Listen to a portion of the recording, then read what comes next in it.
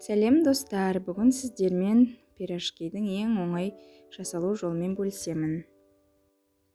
Жалқау пирожки немесе ленивые пирожки деп те атаймыз. Ол үшін 3 жұмыртқаны венчикпен араластырамыз. Қант пен тұзды қосамыз.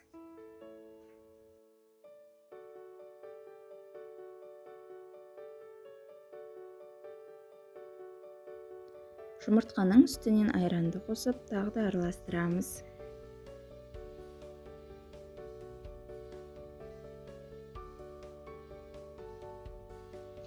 Оның үстіне қопсытқыш пен ұнды қосып араластырып, сұйық қамыр жасаймыз. Қамырымыз видеода көріп тұрғандарыңыздай қоймалжың болу керек. Үстіне салмасын саламыз. Салмаға піскен жұмыртқа мен көк жуаны турап салдым. Біріккенше барлығын бірге араластырамыз.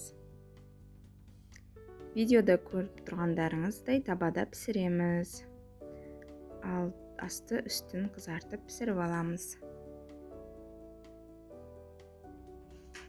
Сіздер де осы рецептпен дайындап көріңіздер. Осындай керемет жұмсақ жалқау пирожкилер дайын болды.